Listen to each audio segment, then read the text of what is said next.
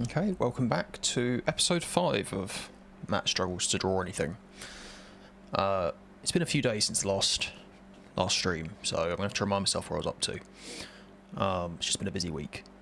But, if I remember right, we currently have a swap chain made.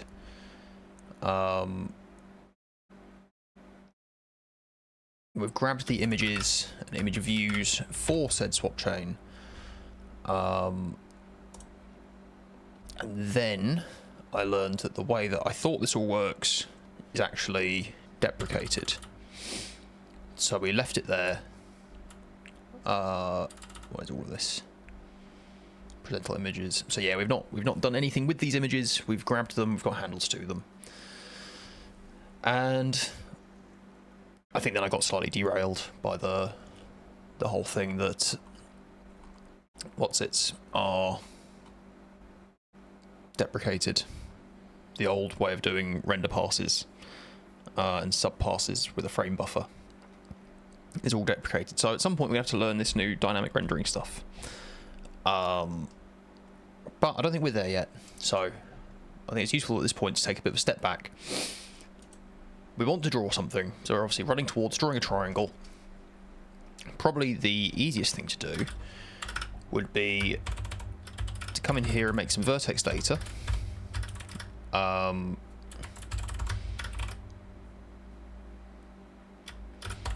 so if we come into here, we're going to have to make ourselves some vertices and put that into a vertex buffer, and then set up a single, very simple graphics pipeline to make a draw call so that we can actually see that triangle. If we get to that point, I think the whole thing gets much more easy and interesting.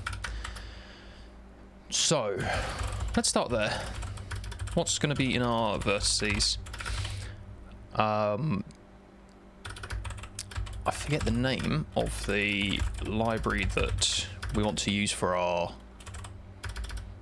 oh my god, what is it called? They have a nice... At least I thought that I'd use the library for vector types. Is it just in maths? Do they just pull it into core? Math. Linalc maybe? There we go. So, what do I want to say? Let's start out. Everything's in 2D. We're going to have a vertex position, which is a 2D position in screen space. So it'll be from -1 to 1, represented as floats, which we can now do with this GLSL Vec2 is the type. So I think we can just do this. So yeah, okay, that is nice. So Odin, I think, is quite widely used for graphics sort of programming, and so they've pulled a lot of stuff that you'd normally have to go and grab. Is it GLM? I think it's a common one that I see people use in tutorials when they're doing this in C and C++. We're avoiding all of that. We get to just use these. And if I remember right, I think these are laid out just as a flat array of floats, exactly what GLM would do, exactly what our graphics card is expecting for this. So we can just do this kind of trivially. And I think we'll also send a color. Right, let's make our different vertices, different colors, so we can just see that things are working. And what does our triangle then look like? It's going to have 3 vertices in it. The first one I will put at -0.5 and I guess, yeah, -0.5. Okay, we need to have 2 things in these, don't we? And let's make that red. Ooh. I'm trying to remember if Odin will let us format everything like this, but let's go with this. So we have a corner that's red, Let's wind clockwise. So let's then have a point that's at 0 and 0.5, which will be green. Oh, stop doing that. And another point which will be to the right and below the middle, and it will be blue. So that's vertex data that defines a triangle. Can I stop it formatting away my new lines? There we go.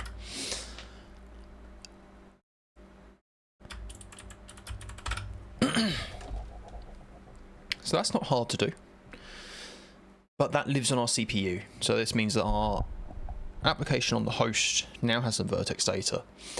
I think the next thing we would like to do would be to copy that vertex data, each frame, into a vertex buffer on the GPU to draw it. This is one of those places where I think what we're doing will be slightly different than what you'll see if you do follow like the Vulkan tutorial.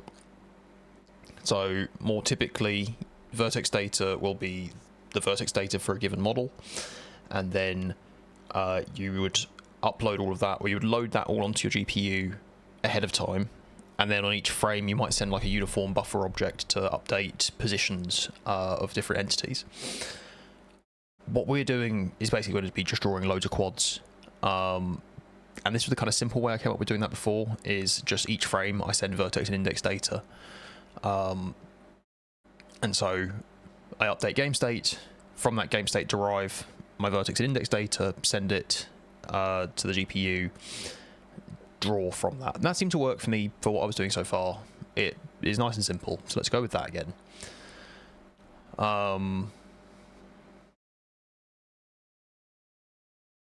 Cool. Let me just check that compiles. It's been a little while since I wrote any Odin. What would it be? Odin run main? So yeah, it compiles.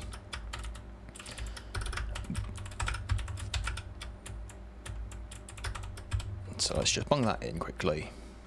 Example vertex data. I'll say triangle vertex data.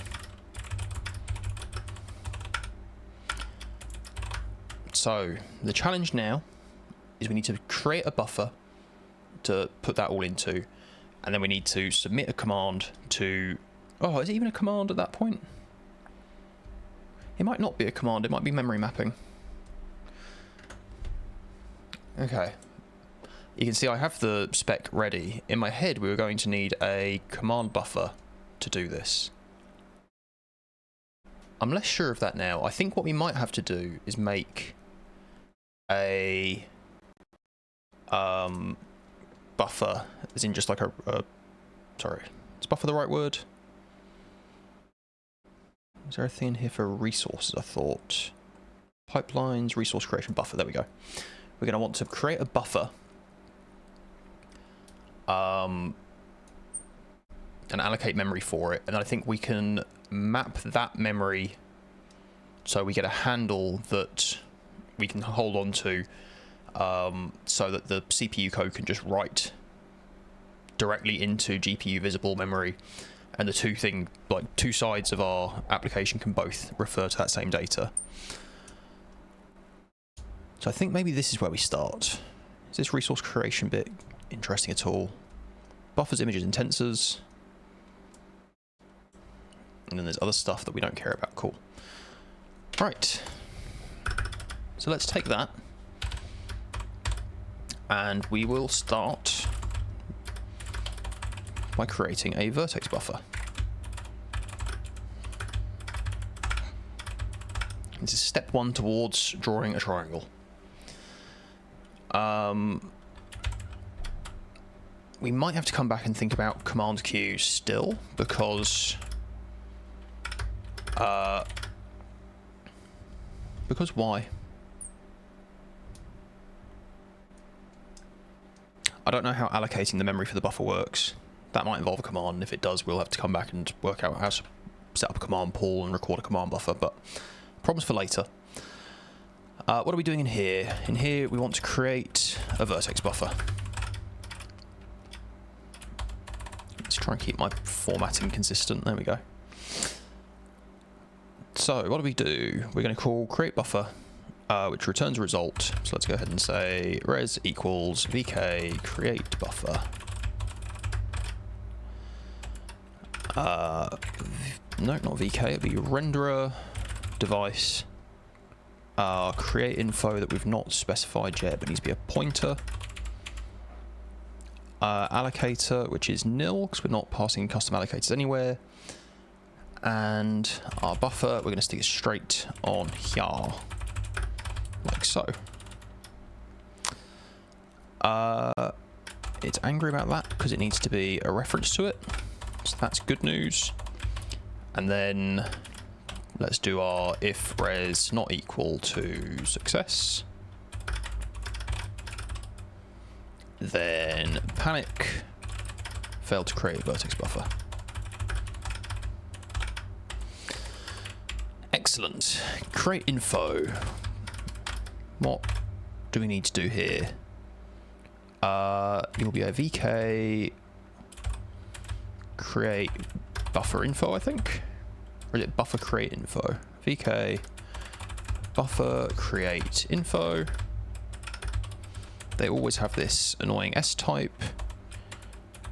Can I get it like that? Buffer create info, and then a bunch of stuff that we're gonna have to read. Grand. A bunch of valid usage, which the validation layer should be checking for us. Buffer create info. So pnext is the normal thing for extending these structs. Hopefully we don't need any of those because what we're doing is simple. Flags is a bit mask of buffer create flags. We will at the very least want to think about that. So let's put in an empty flags for now, so we don't forget about it. Size is the size in bytes of the buffer to be created. Cool. Did I make that list of vertices just global? I did. So I think for now what we can do is we can just use that explicitly. So our size will be, oh, what is it called? Is there a size of? There is a size of. My LSP is not set up to grab that. Can I do size of vertex times len vertices, I guess? And we are angry because it must be cast to a device size. So let's jump back and try this. So U64, okay. So we've seen a lot of stuff. I think default seems to be that ints are passed to Vulkan as U32s. I guess they were worried that wouldn't be big enough for device sizes, so it gets its own sort of alias type, which is interesting. Size usage is another one of these bit sets by the looks of it. Bit mask of usage flag bits specifying allowed usages of the buffer, so we will worry about that in a minute. Sharing mode, I think, will be exclusive because we've set ourselves up to only have the one queue. So I think sharing mode is important if you're going to have multiple queues. In fact, yeah, I can see it in the spec. It will be you have to specify something more complex if you've got multiple queue families that could be accessing this, but we are only using one queue for everything, so it's as simple as it can be. Usage sharing mode, queue family index count and queue family indices. The number of entries in that thing. So we're only going to have the one. And queue family indices is a pointer to an array of queue families that will access this buffer. It's ignored. Ah, okay, so we don't need these. We can just null them both because PQ family indices is ignored. so we don't have to pass it. Let's see what these flags down here are. So we have buffer create flags and buffer usage flags. Is the buffer usage up here? Should we do them in the order that they're given to us? Yeah, this seems to have a lot of things, doesn't it?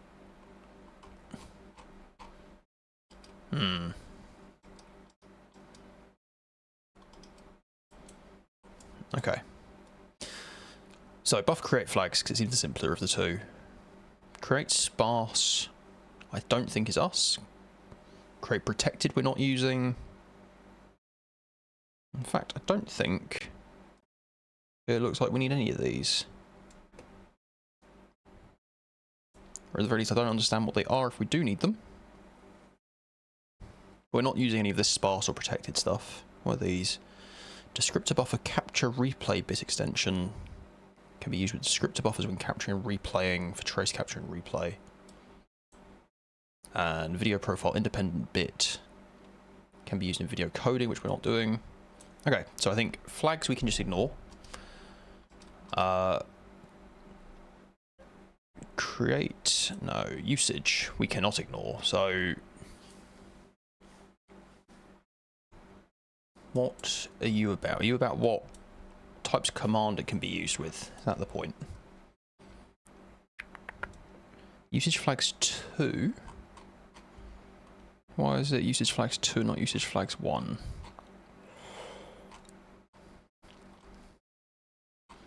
Are we back to the valid usage for create info? We are. So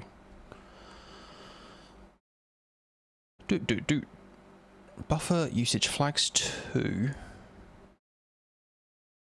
Create info is a struct that points to these things. There we go.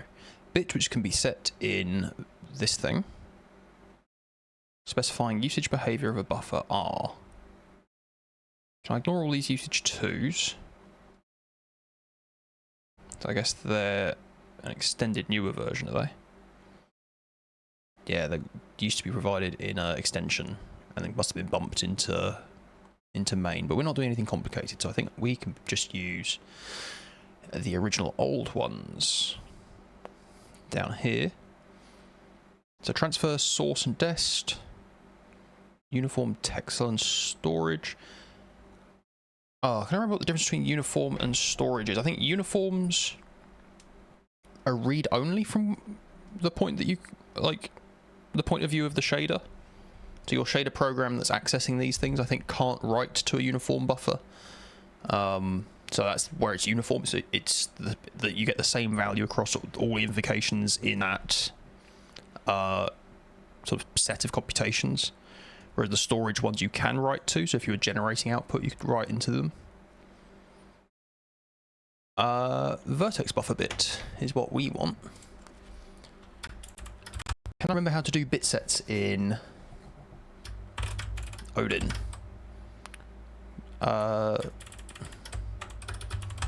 Vertex buffer. Hopefully that's all we need. We might need to also be a transfer destination. It depends how we are loading that data in. Like I say, I think what we're going to do is map memory so that we've got a pointer that we can just write to from the CPU rather than doing it through command.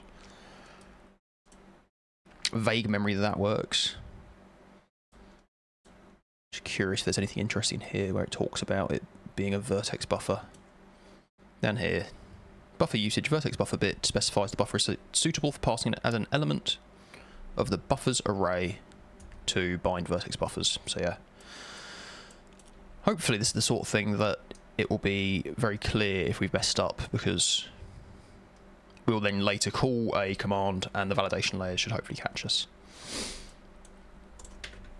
So we create you and you do run, so that's good.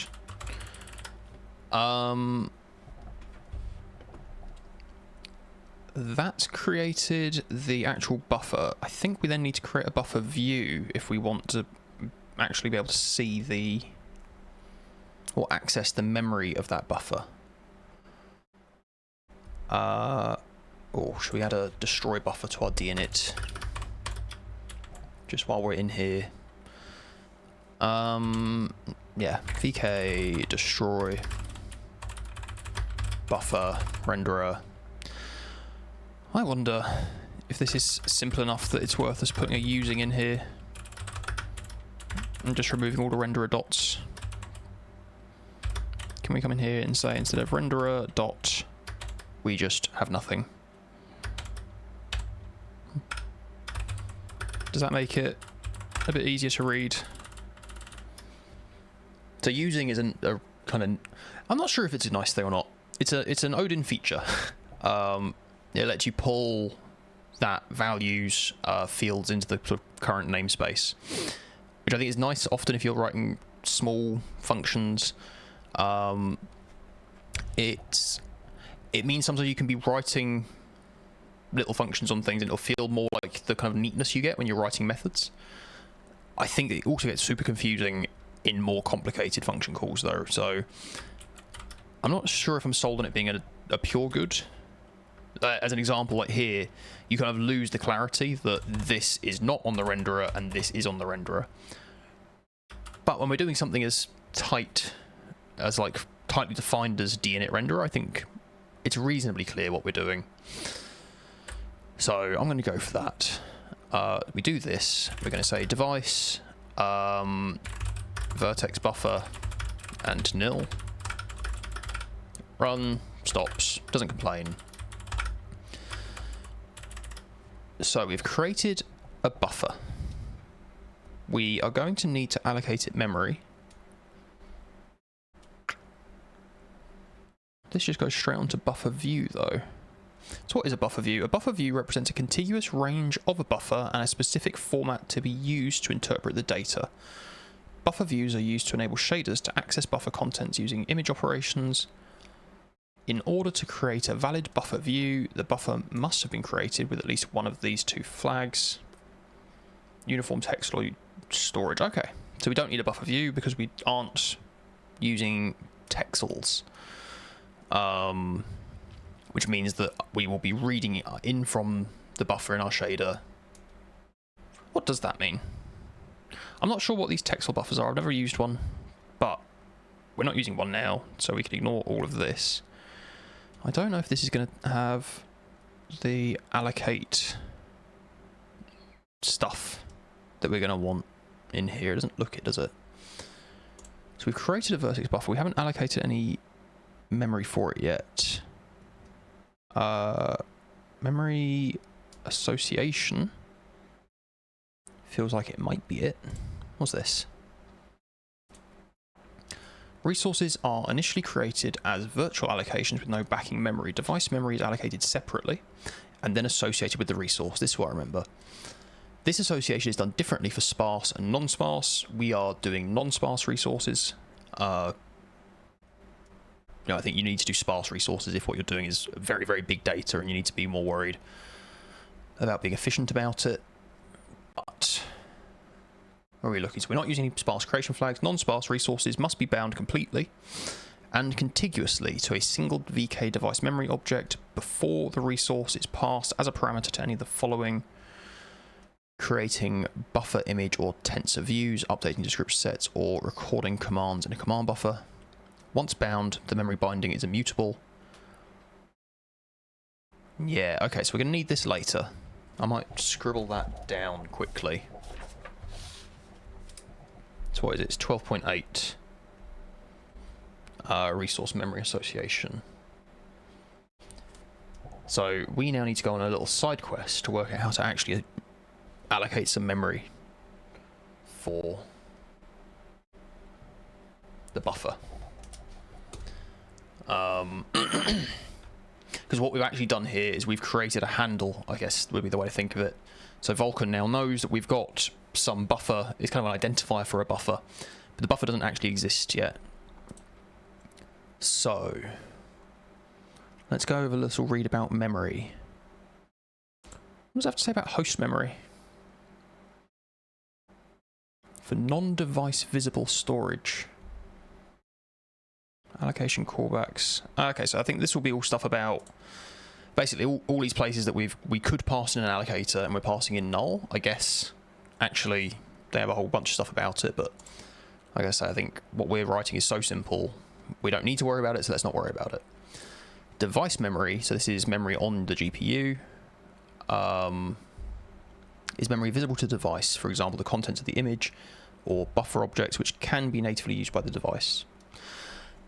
That's a good point. I guess it's not strictly memory on the GPU, because I think if I remember reading right, or if I remember right, I was reading integrated GPUs often have memory areas on the board that are accessible from both the CPU and GPU. So yeah, it's memory that the GPU can access, and at least some memory will be accessible by both CPU and GPU, and we'll take advantage of that. What is this? Device memory properties. Memory properties of a physical device describe the memory heaps and memory types available.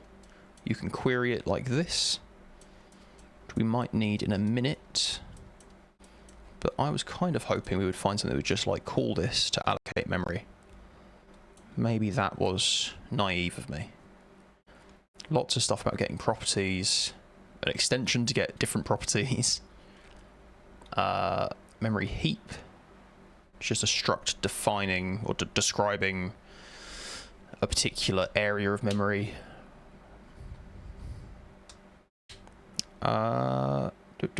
Device memory objects. A Vulkan device operates on data in device memory via memory objects that are represented by a VK device memory handle. I think this is what we need. Allocate memory. Nice. So to allocate memory objects, you call VK allocate memory, and we'll need to work out this allocate info business. Okay. So what does that mean in here is we want a vertex buffer memory, I guess, which will be a device memory. And if we come back down, yeah, let's put it in a separate thing here. So we've created it. We want to allocate vertex buffer memory.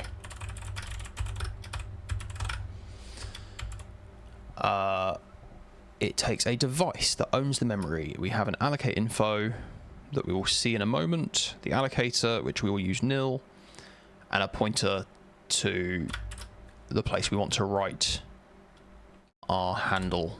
So let's go in here. We'll have a res vk allocate memory for our renderer device. We're going to have to define this allocate info, which doesn't exist yet.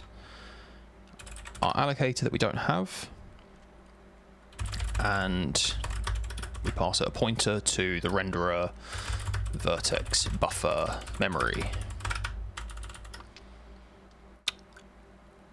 Sorry, I keep clicking like that. I'm going to try to stop doing it. It's one of those things, until you start recording yourself doing stuff, you don't realise all your little annoying habits. And that's one that I've realised is, I don't know, all over my recordings. So, apologies. I know it's annoying. What is this then? So, failed to allocate vertex buffer memory.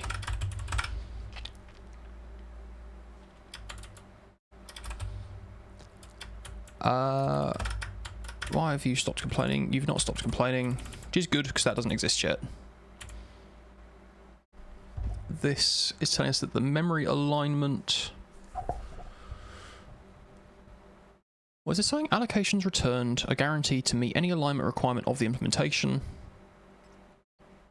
This ensures that applications can correctly sub-allocate objects of different types with potentially different alignment requirements in the same memory object. Okay.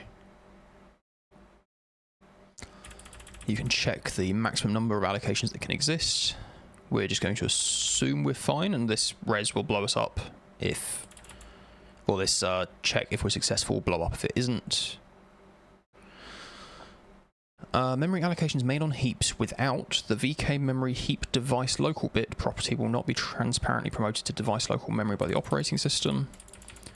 So device local memory being basically fast memory. So if you look at the Vulkan tutorial, that model we were saying before, where you've got your model data that you're going to upload that you'll load to the GPU that won't change, it could be worth the time to put that into a staging buffer and then transfer it to a buffer that's in device local memory, so it could be accessed really fast. Because we're going to be updating this each frame, I don't think it's worth the complication for us. It might not even actually it might make things slower, because it will spend time shuffling memory around. And if that time spent shuffling memory costs more time than what you save in the faster accesses, then you've just wasted time, haven't you? So what do we want to do with this? VK memory allocate info, we're going to need to define. So let's come in here. Allocate info is a VK memory allocate info.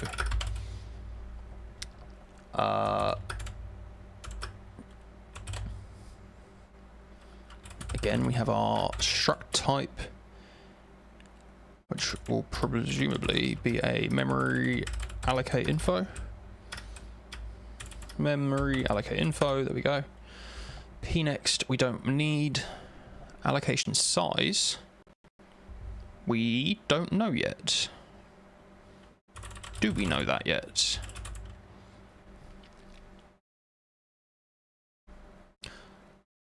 Can we just pass in the same size we passed to say that we said our buffer was going to be? I have a vague memory this is more complicated than that, and so I'm going to leave that there. And what's memory type index? An index identifying a memory type from the memory types array of this structure. Yeah, this is it. All right. I think there's something more complicated in here. Okay, the internal data of an allocated device memory object must include a reference to implementation-specific resources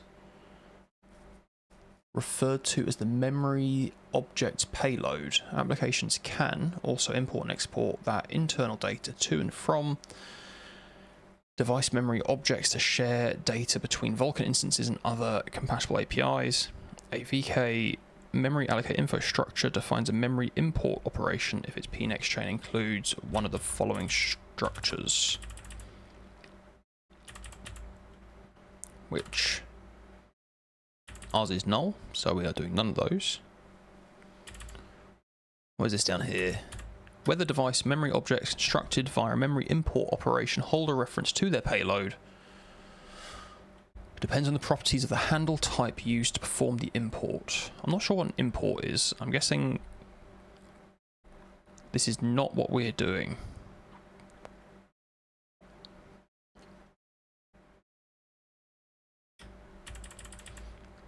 So let's ignore that and hope it doesn't bite us. And there's a whole heap of valid usage details. And then you're in the extensions. Okay. What was that thing it had about this thing? Physical device memory properties. Structure defined as a memory type count, memory types, a memory heap count, memory heaps. Sorry, and what was it that this took? If I comment that out so it doesn't break. It was a memory type index. Okay. Let's have a read. So memory type count is the number of valid elements in this array. Memory types is an array of VK max memory types, describing the memory types that can be used to access memory allocated from the heap specified by memory heaps. Memory heap count is the number of them. Memory heaps is an array of this thing, describing memory heaps from which memory can be allocated. The physical device memory property structure describes a number of memory heaps as well as a number of memory types that can be used to access memory allocated in those heaps. Each heap describes a memory resource of a particular size, and each memory type describes a set of memory properties, host cached versus uncached, that can be used with a given memory heap. Allocations using a particular memory type will consume resources from the heap indicated by that memory type's heap index. more than one memory type may share each heap, and that heaps and memory types provide a mechanism to advertise an accurate size of the physical memory resources while allowing the memory to be used with a variety of different properties.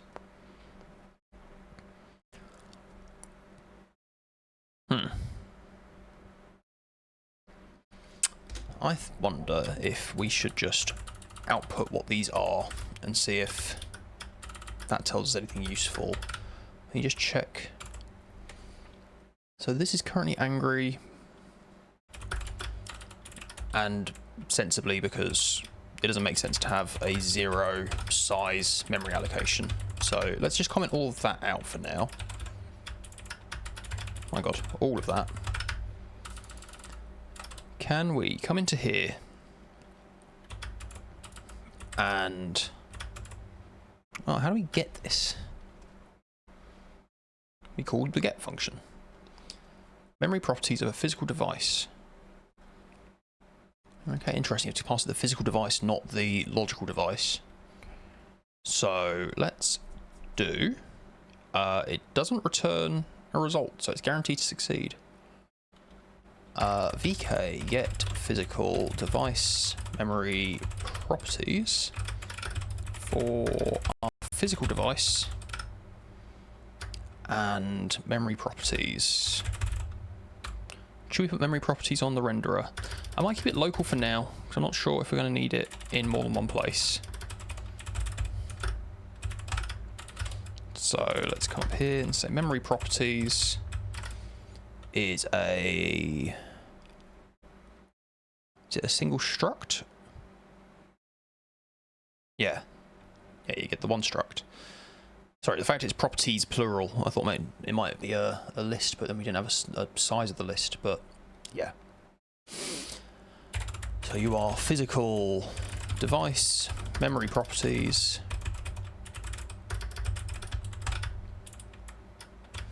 and then that thing has on it memory types and memory heaps.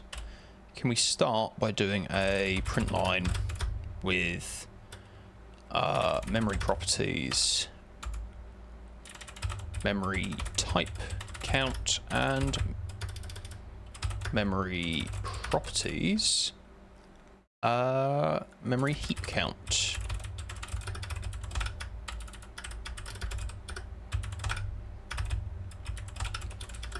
Okay, let's have a look. So we do that. So we have 11 memory types and 2 memory heaps. Interesting. Where memory heaps are the places that we can allocate to, memory types are something else. What is memory type? Describing the memory types that can be used to access memory allocated from the heaps. Okay.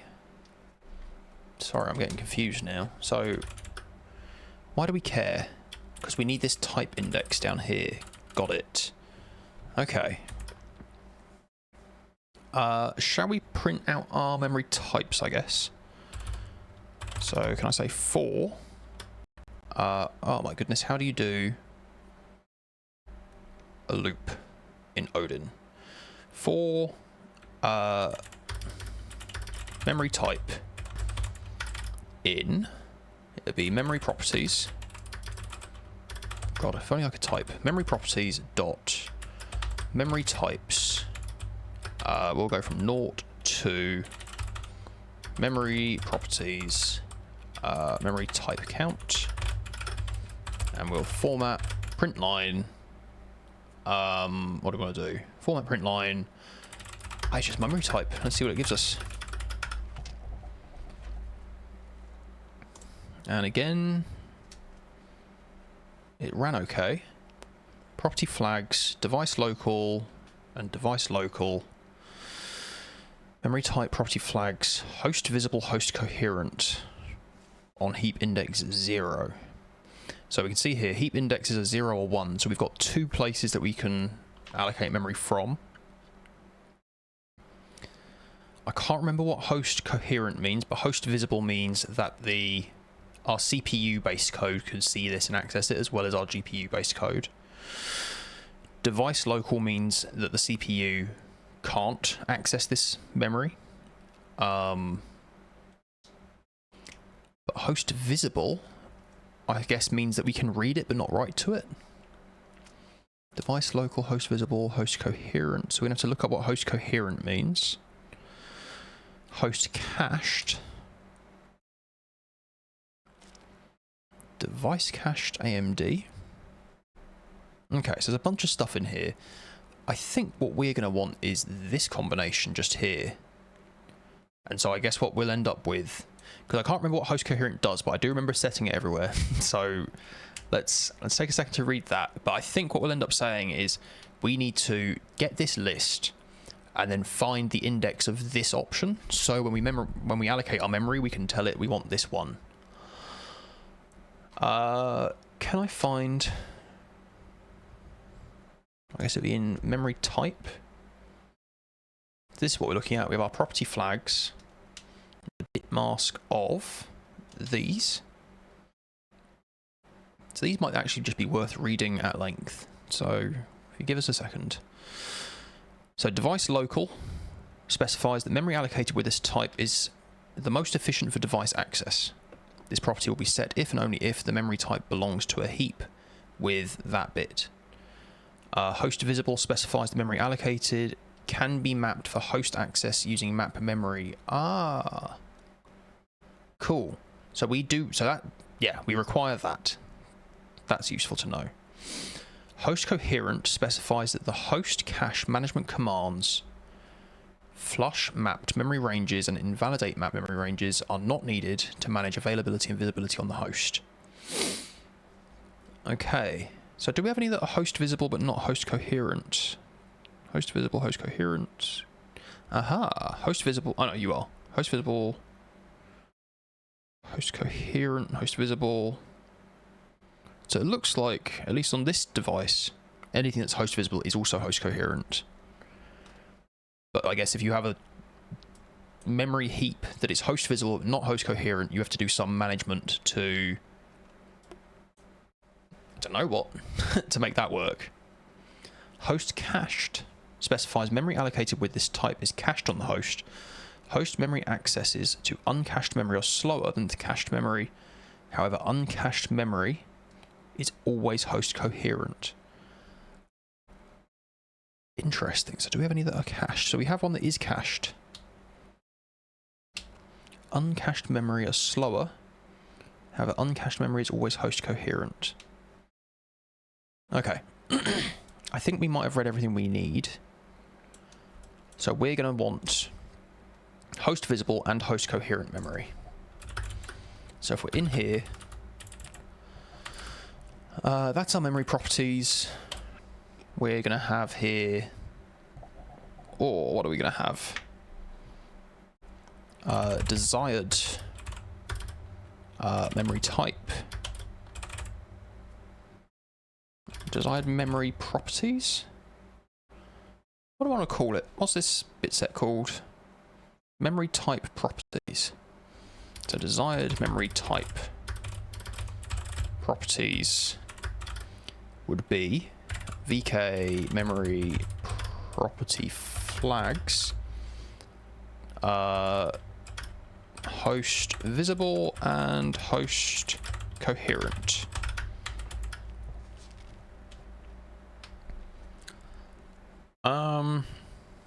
How do we want to do this then? I guess let's use a sentinel value. So we'll say, is that a nice way to do it?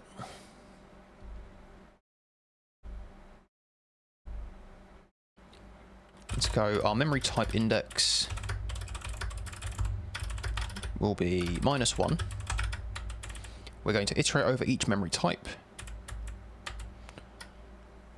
And we're going to say if memory type property flags. Oh Christ, this is the set stuff, isn't it? Can I do desired memory type properties? I think you can do this.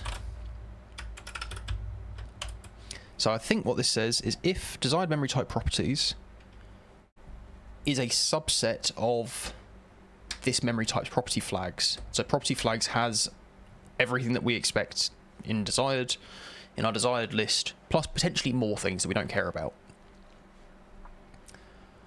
I guess if we get that, let's just sanity check. Oh, what do we want to do? Can we add an index in here? And we'll print index.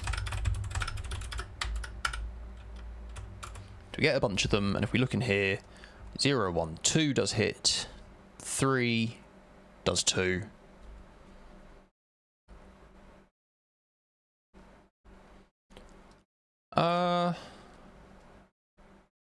I'm curious now. So I didn't realize you could get things that were device local and host visible and host coherent. So it might be, because I think when this says device local, it was saying that all that means is that it's optimized for the GPU to access it.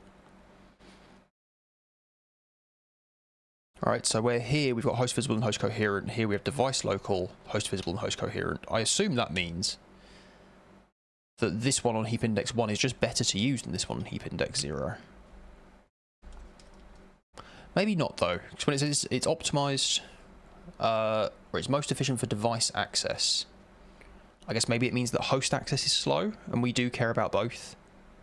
So maybe that's non-trivial and we shouldn't assume. Yeah, let's just take the first match then, and I guess maybe make a bit of a mental note. That could be fun to come back and tinker with. So if we get this, we would like to say that memory type index should be equal to, I call it, oh my goodness, index, and we'll break if we get to the end of this and memory type index is still -1, then we'll panic and just say failed to find a suitable memory type for allocation for vertex buffer allocation. Spelling. If memory type index is still -1, we panic.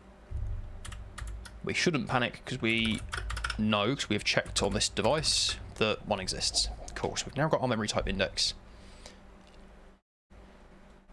Where do we get our allocation size from? Is that literally just the same size as what we've said our buffer size needs to be? I would guess so. I don't know why I've got a vague memory it's more complicated than that, but maybe I'm just being daft. So we call allocate memory with an allocate info. Is any of this useful? It tells us that the alignment is handled by the implementation. It tells us we can go and check the max number that can be allocated. And again, we're doing something so tiny, it shouldn't be an issue. What is all of this? Yeah, I don't think we need that. Well, allocation size, the size of the allocation in bytes. Okay, so I think we actually do just want to come in here. We would like to say in here, did I have a memory type index? And allocation size will just be size of vertex times len vertices cast to whatever size thing this wants. Is it a U32? It's not U32, it's a device size. Which is, again, it's the same thing that we saw when we created the buffer, and this will need to be cast to a U32, like so. Let's run that, and it works. At least we think it worked. it didn't error, so we got through all of this without anything explicitly failing. We're not seeing a validation error, and I think the reason is we've not bound the memory to that buffer. So I made a note of this. I want to go back to 12.8. In here, we can see, what is this? To determine the memory requirements for a buffer resource, you call this thing. Ah, you're going to have size. You do have size. Size and alignment and memory type bits. The bit masking contains 1 bit set for every supported memory type for the resource. Get buffer memory requirements. So we've not done this. Okay. I think we've missed something. Sorry, we have a sip of tea. My voice is going.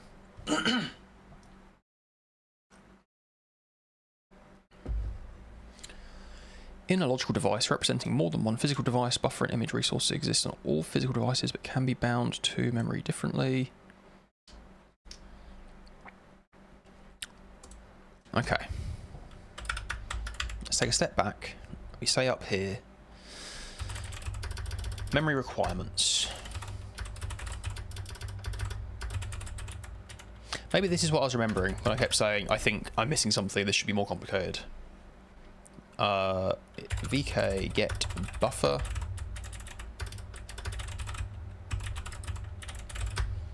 Because if nothing else, it's really weird if we have to pass in the size that the buffer will be, and then later on we have to repeat that. If that basically feels like it's always going to be the same value. To the fact this exists makes me think I may have had that wrong. So what do you take? You take in the logical device. You take in our buffer. And a pointer to memory requirements. Memory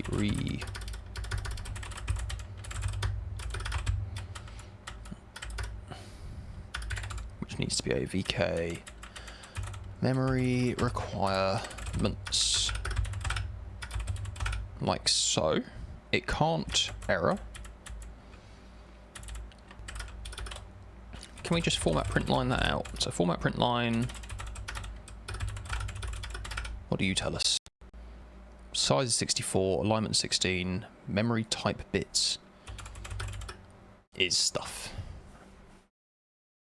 Oh, if I was better at format strings in Odin, I'd print that in binary, but I'm not, so I'm not going to bother.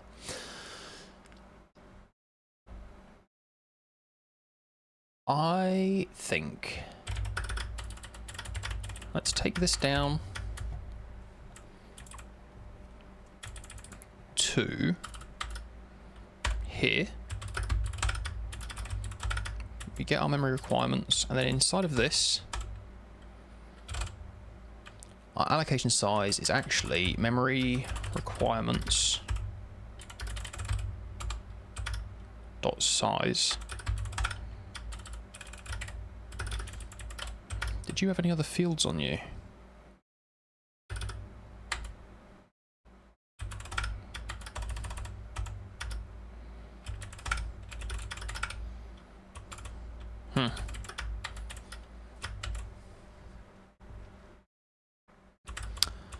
What are those bits? So for image requirements, tensor requirements. Oi. Let's see. There's a VK memory requirements where memory type bits is a bit mask and contains 1 bit set for every supported memory type for the resource. Bit I is set if and only if the memory type I in physical device memory properties structure for the physical device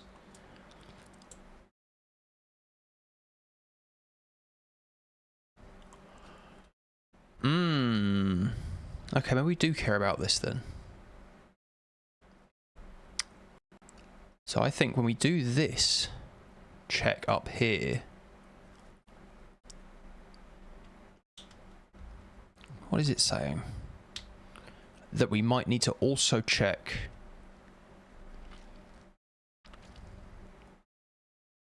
the memory type bits on our requirements. Bit I is set, oh, if and only if memory type I. Okay, if I'm understanding this right, we need to take this up here, and this is not this simple now. So what are we saying here? For each memory type in the list of memory types that the physical device supports, let me pull out some constants just so I can keep my head straight. So what are we saying? So supports desired memory properties is going to be equal to this same thing here. Desired memory type properties is a subset of memory type property flags. And then we can change that to supports desired memory properties.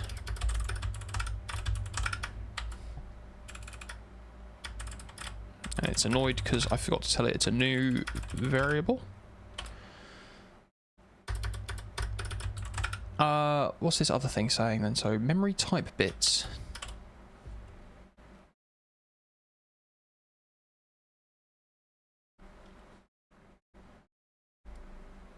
If and only if the memory type I in this thing is set. So I think what we have to do is we have to say, oh, what is it? It'd be index left shifted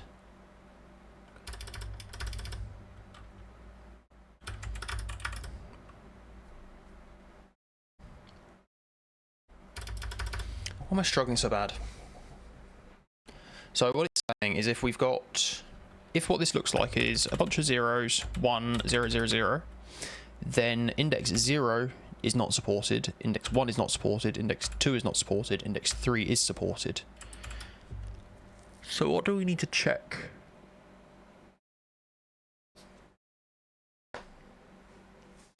So if 0 were also supported, it would look like this, wouldn't it? So if we had 1 left shifted 0 times, we AND that, it would come up true, which is what we want.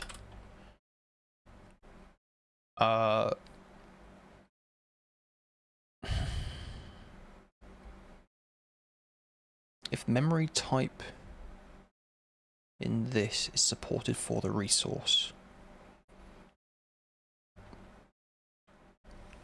Oh, for the physical device. So let's say that then. So physical device supports resource type. Physical device supports resource type will be memory requirements dot memory type bits ampersand 1 left shifted index number of times is not equal to 0. Why angry?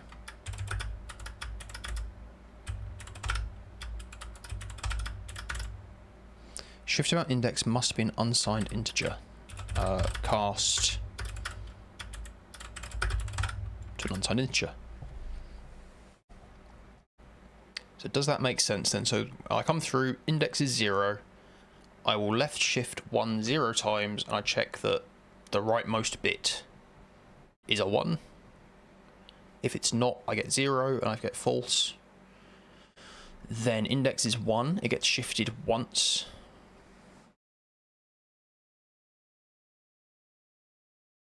I think that works. Maybe we do need to do this. How do I print? Let's see, Odin, reference I guess maybe I want to look at format. Do you have a thing in here about format strings? Formatted IO. Format verbs are derived from C's. Printing. Expanded format with new lines and indentation. Odin's syntax representation of the value. Odin's syntax representation of the value. Okay, so if we do a %b, we'll get it as a binary number. So up here, can I do format print line memory requirement? What's the field called? Memory type bits.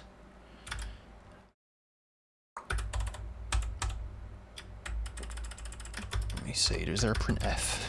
So can I do that? Tell it it's a binary value, and you are memory every time requirements memory type bits, and then inside of here, let me do format print. This one could just be a print line, right? Because I'm just printing a number. Index is this, and let me just say supported is physical blah blah blah. So we output this.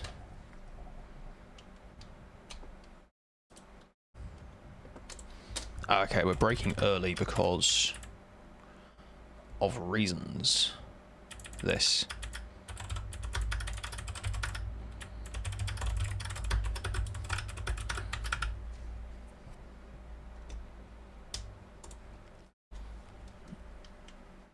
What's this thing saying? Okay, it's just getting the wrong value. Okay. Memory requirements. True, false, true, true, false, true, false, true, true, true, true. Yeah, so that logic works. Look at me.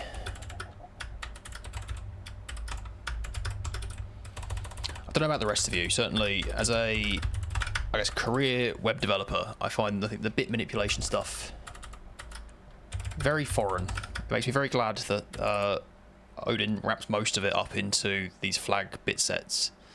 You don't have to do too much manipulating like that, because it just makes my head hurt. And if we get down here, we're expecting, I think, to see 2. Memory type index.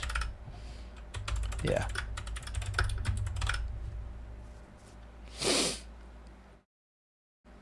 And the alignment requirements, I guess, are handled by that, wherever it's gone. This memory requirements includes those alignment requirements in it, and I guess whether or not the physical device will support the alignment requirements of this resource type is now covered by this check. I'm actually not doing this in here though, am I? So I need to say if that and physical device supports resource type. Do we still get 2? We might not get 2 now. Where we go? We do our for loop. Format print line, memory. Oh Christ, if only I could type. We do get 2. And then we do our allocation and we don't get any validation errors, so the allocation works. And all is well. Cool. Easy peasy. So somewhere there was something about binding the allocated memory to our resource, if I remember right. I saw it with my 2 eyes, and now I can't find it. Get the requirements. We've done this. There is so much stuff in here.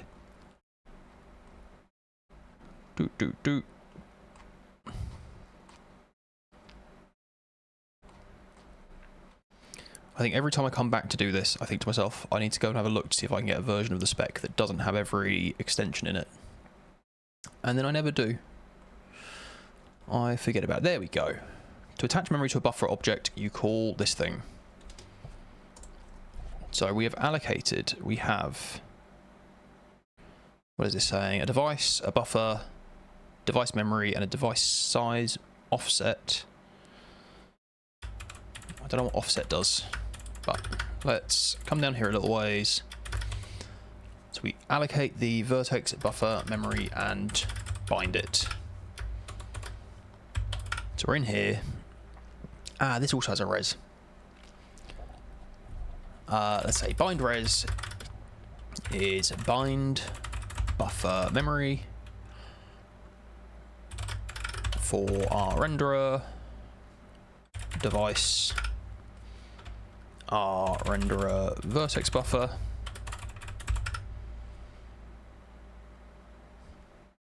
device memory, which means renderer vertex buffer memory. And I think, if I remember what offset is right, I think this can be 0. So I think we need to use offset if, I think there are good reasons to do this, if we are if we're going to allocate one really big chunk of memory and then we're going to bind different bits of it to different objects, which would be good for, I guess, like keeping our different buffers near each other in memory for better like cache usage. So as an example, what you could do is we could allocate out one big block of memory and then use it for both our vertex buffer and our index buffer that we'll add later. But again, let's not do any of that until we need it.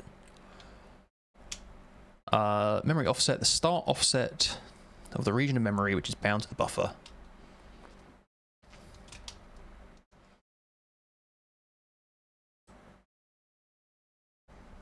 Okay. The number of bytes returned in memory requirements size member in memory.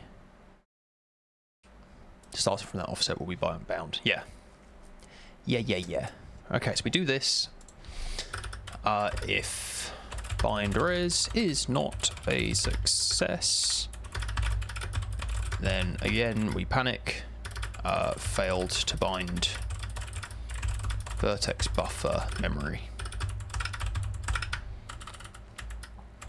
We run this. I think we might now see a validation layer issue. We don't. Interesting. I kind of thought it would complain that we're not destroying that memory. Is any of this interesting to us? There's a version 2.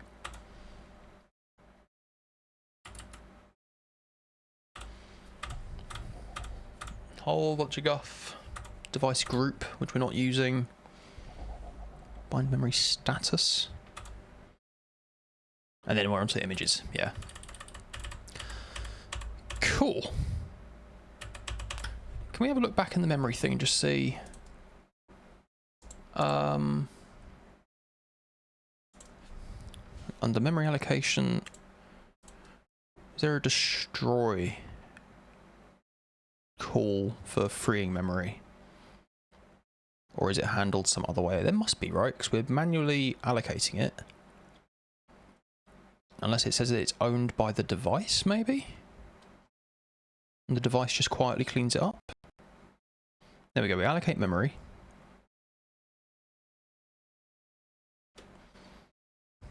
All valid usage, return codes.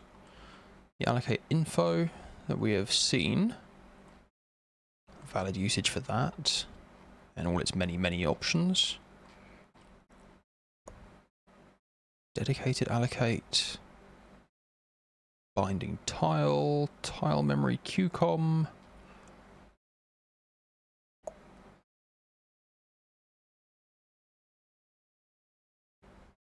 Then all this export stuff.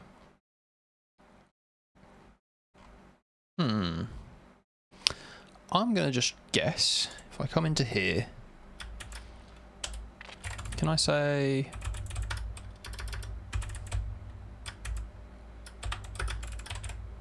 Yes, there is a procedure-free memory. Let's try calling that on Vertex buffer memory. Does that just work? Cool. Let's do that then. Like I said, I don't think this will bite us early, but if things grow and get more complex, the kind of thing I've got in my head would be, it'd be nice to set up kind of like a screenshot testing setup, or maybe it'd be nice to set something up where we can swap things that are being used. So maybe a menu choice to say, like, I want to swap out which GPU I'm using. And I think it'd be really slick if we can get that set up. So you just click it, it just happens. You know, a lot of games, you change that sort of that value, and then it would tell you exit and reopen. I don't think there's any really good reason for that, right? Because your process that's running on the CPU can just tear down the GPU pipeline and set it back up again. So I'm thinking if I keep this neat now, it'll save us headaches later if we choose to do that. It's kind of free at this point.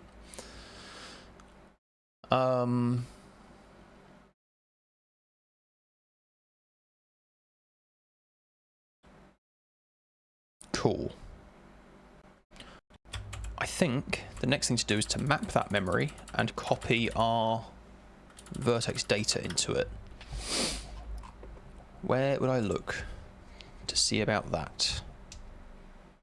Under resources, I guess.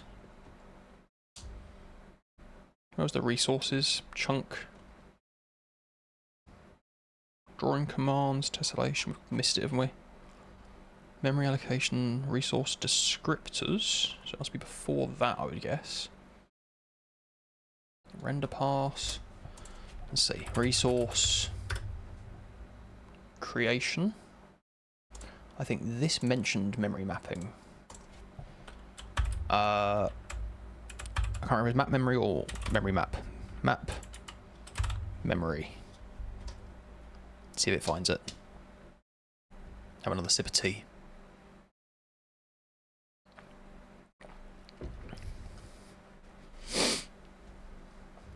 Struggling.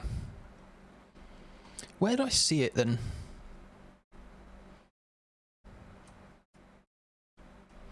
It was where it was talking about device local memory, wasn't it? So where was I saw that?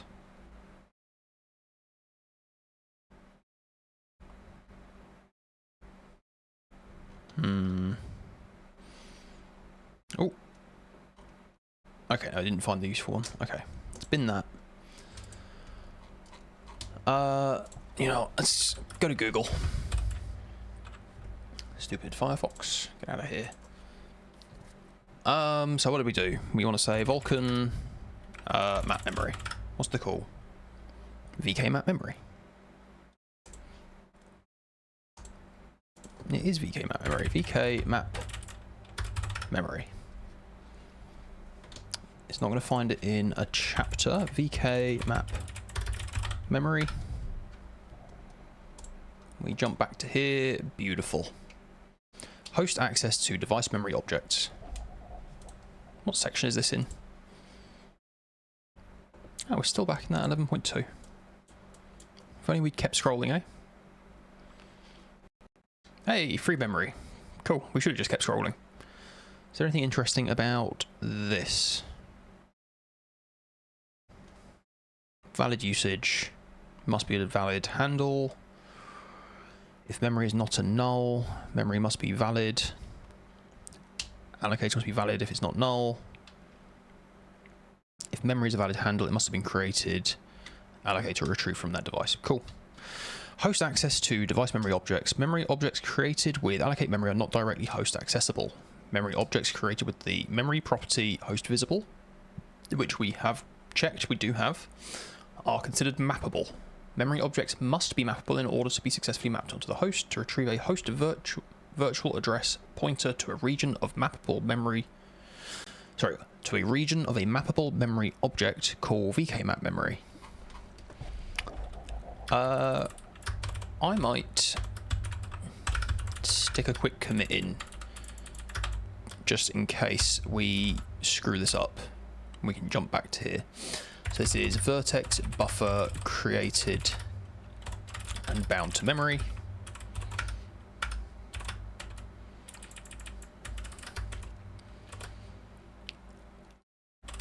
Let's say in here we want to map vertex buffer memory. So what is it that we would like to do? We want to go back to our renderer. We would like to say in here vertex buffer, I guess memory mapped.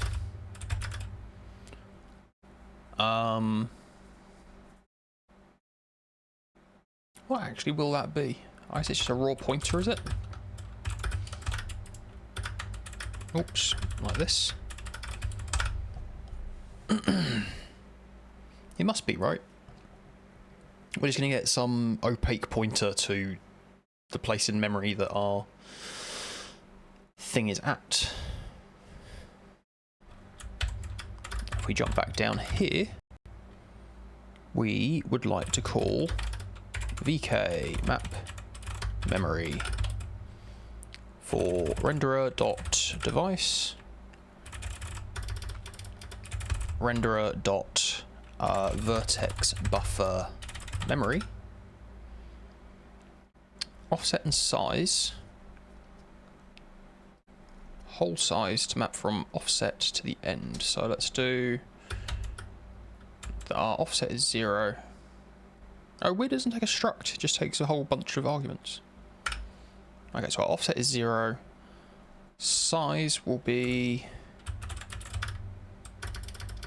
I do vk whole size. Flags is a bit mask of memory flag bits. So we might care about flags. And then pp data is a pointer to a void star variable in which a host accessible pointer to the beginning of the mapped range is returned. The value of the return pointer minus offset must be aligned to that. So can I do and renderer vertex buffer memory mapped. Cool. You are angry. Cannot assign this value to that thing. I don't know what this tilde means. Tilde U64 0. Is tilde a logical not? Is this just like a maximum value U64? What do I search? Tilde?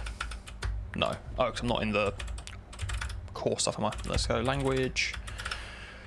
Reference. Into nya. Now can we search for tilde? Is the bitwise complement m tilde x, where m is all bits set to 1 for unsigned x, and m equals -1 for signed x.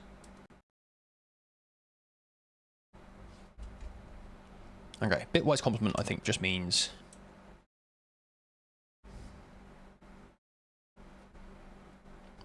what is this saying? Unary plus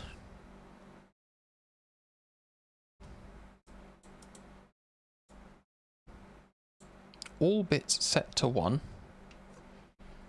for unsigned x.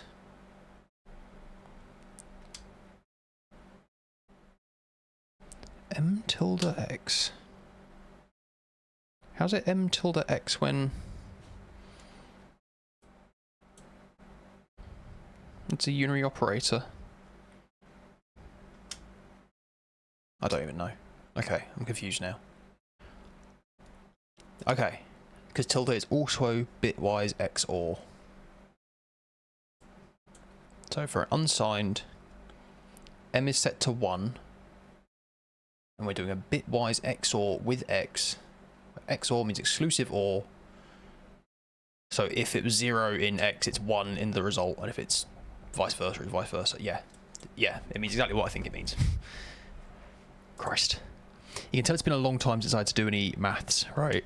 So this is saying I'm going to take a 0 I'm going to cast it to U64, so I have... Oops. Sorry, phone's ringing. Yeah, give me 1 second.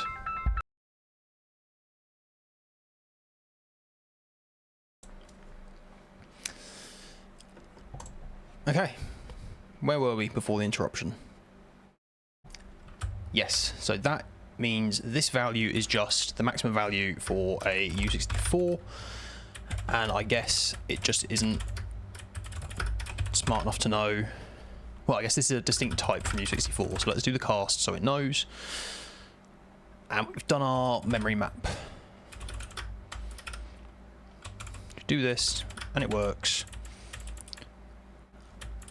And I don't know if we need to unmap memory at the end before we free it. But I am curious, so let's have a quick scan down and see. There's that flush. So there's a bunch of stuff about controlling I guess the synchronization with the host that we know we don't need because of the fact we've got what's it called, host coherent memory. Unmapped memory is equivalent to calling that thing. Alternatively, use the other one. Is there anything about this to say why we care though?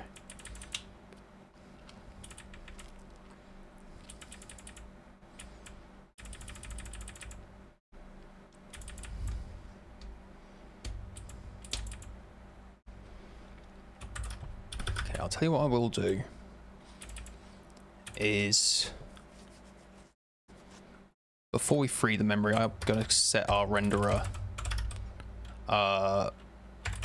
vertex memory mapped to nil, just so that we don't have a meaningless pointer hanging around. I do need to check. I don't think there's any reason to unmap it. Maybe there is. Should we just do it so it can't bite us? Unmap memory, and in here it takes device and device memory. Device and vertex buffer memory. Check it runs. Runs happily. Nice. There were usage flags that we have not checked. My computer seems to be struggling.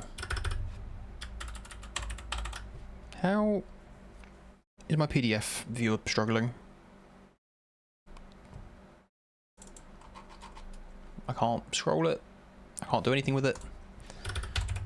That's annoying. I wanted to see what the values available in this flags is. Memory map flag placed. So it looks like that's an extension. I'm going to assume we don't need it. So we have that there. So let's copy vertex data to vertex buffer. And where does this actually live inside of Odin's stuff? I guess I want something like memcopy, don't I? Package intrinsics. So it's base intrinsics, and then we can do memcopy. Non-overlapping. Takes destination, source, and a length. Cool. Ooh. What's the difference? Memcopy copies a block of memory from the source to the destination, but assumes that the memory ranges could be overlapping. Oh, okay, cool. I don't know if there's a reason to care, but I think our things are definitely not overlapping, so let's just use the non-overlapping one. We are going to have to import it though. So we want to import, is it called base intrinsics? And then down here we can do intrinsics. Mem. Is it mem copy or memory copy? Mem underscore copy. Non-overlapping.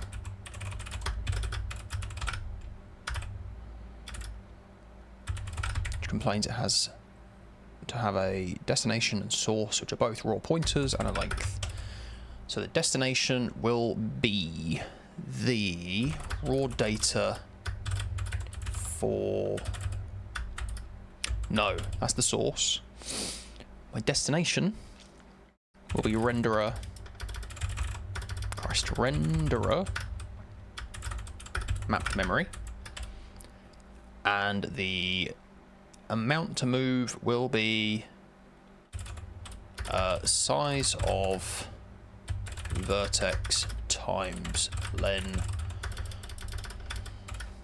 vertices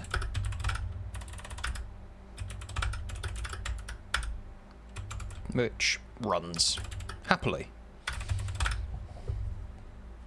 This doesn't return any value, does it?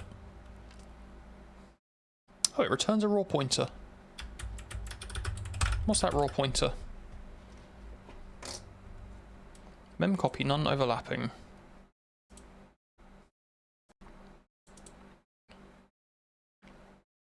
It says it returns nothing.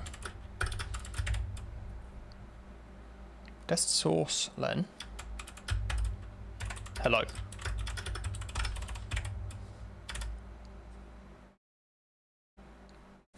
Does not return a value.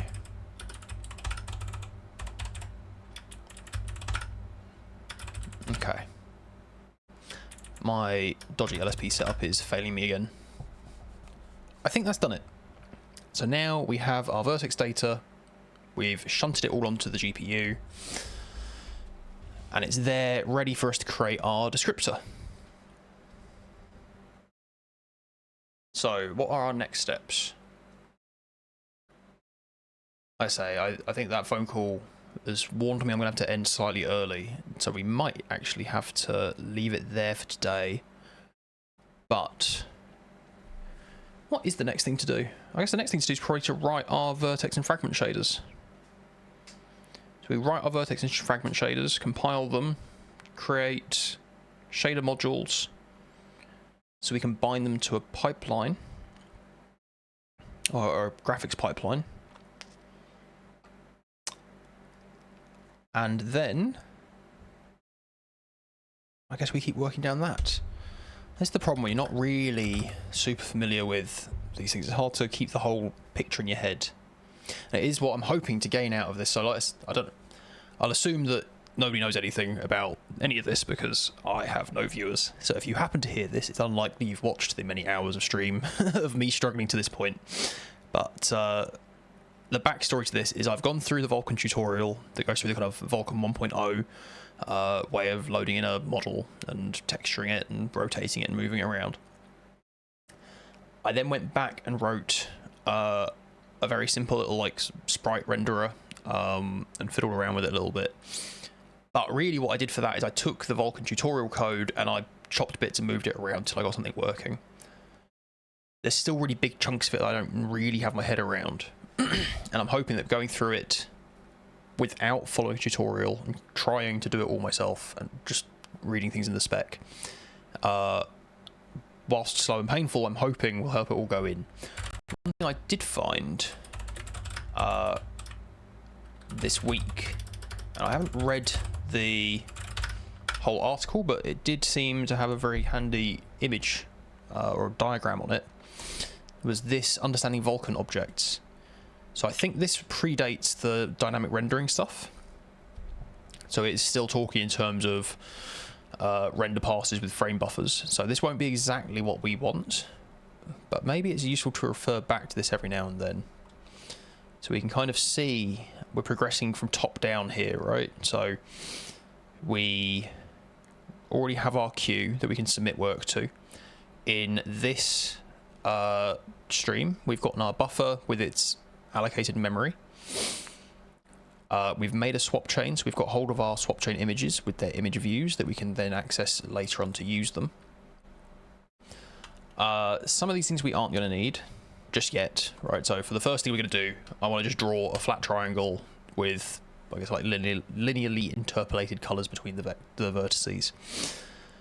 So we aren't going to need a texture sampler as an example, but I think the next steps we're going to have will be coming into here and making our descriptor set.